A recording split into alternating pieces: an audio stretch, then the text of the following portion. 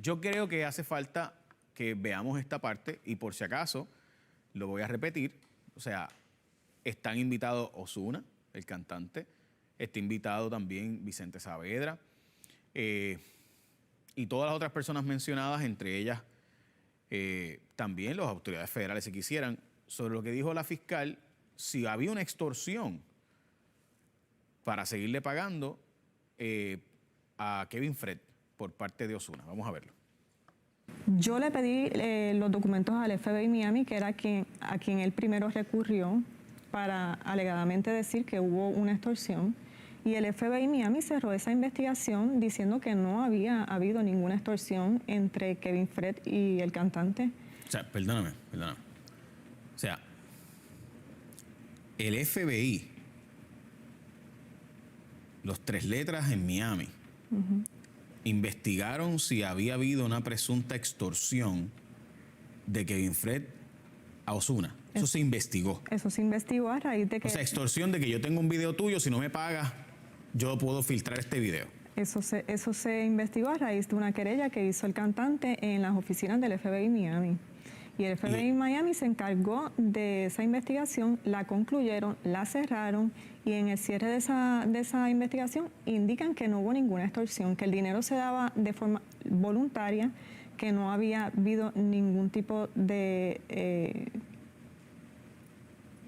presión indebida. Presión en términos de entregar el dinero, que simple y sencillamente se entregaba de manera voluntaria. O sea, que Ozuna le pagaba voluntariamente, eso es así, recurrentemente a Kevin Fred. Eso es así. Y sin necesariamente haber habido una extorsión. Eso es así. Sin necesariamente haber habido una presión indebida o un tipo de...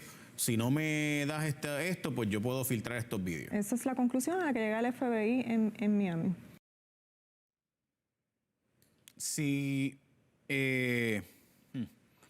bueno, mire, si usted se deja llevar, por eso, justo después la mamá de Kevin Fred dice que alegadamente había una relación sentimental entre el cantante, entre los cantantes, el trapero y el cantante Ozuna, y que de ahí sale que él sí le hacía, ¿verdad? Le enviaba chavitos y demás, que no fue una tal extorsión.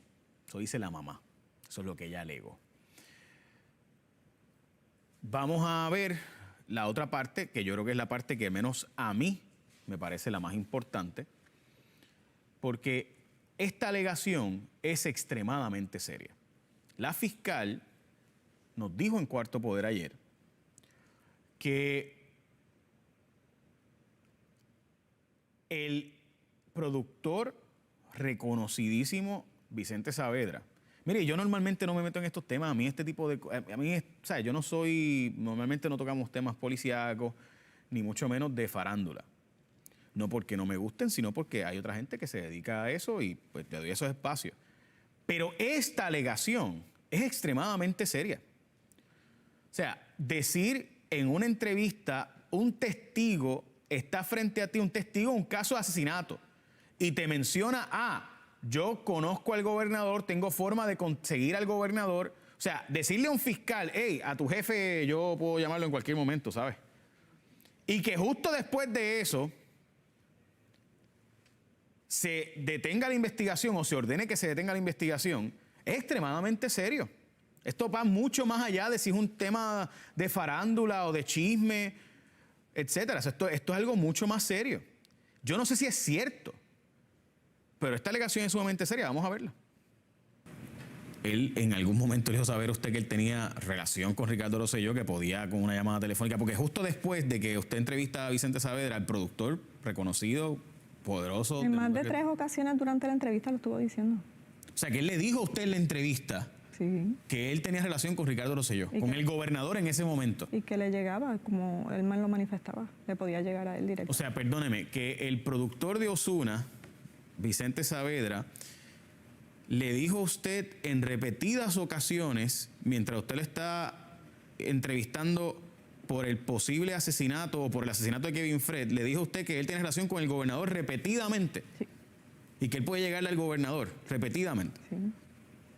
Y eso consta por escrito en los expedientes que usted, las denuncias que usted ha hecho, y nada ha pasado. O sea, estamos hablando de aquí, pero es que, perdonan, ¿verdad? Es que a mí me impresiona. O sea, que yo estoy siendo interrogado como posible sospechoso o testigo de un asesinato. Yo digo, por si acaso, yo conozco a tu jefe.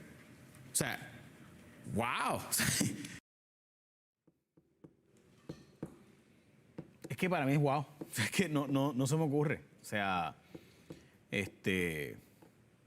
y no solamente al jefe, sino a otras personas. Ella no mencionó nombres, pero dijo que él le mencionó a otras personas bien allegadas del gobernador con quienes él tenía relación. Eso dice la fiscal. Recuerden que todo esto ocurrió bajo la administración de Wanda Vázquez. O sea, cuando Wanda Vázquez era secretaria de Justicia, debo decir. Y posteriormente sale Ricardo Rosselló de la gobernación y Wanda Vázquez sube a ser la gobernadora. Así que no es como que la fiscal tenía todas las opciones del mundo, pero son alegaciones extremadamente serias. De nuevo, son aseveraciones, no alegaciones, aseveraciones sumamente serias que, según ella, constan por escrito. Nosotros estamos dándole espacio para tanto Osuna o Vicente Saavedra, el propio Ricardo Rosselló, si le interesara hablar sobre este tema, pues están los espacios abiertos. De hecho, también podemos hacerle la invitación a las otras personas quienes ella habla, porque sabemos quiénes son, ¿verdad? Ella no dice nombres y apellidos, pero sabemos quiénes son las personas allegadas a el cantante, que simultáneamente eran personas bien cercanas al gobernador Ricardo Rosselló. Así que, además de eso, vamos a ver ahora otra parte.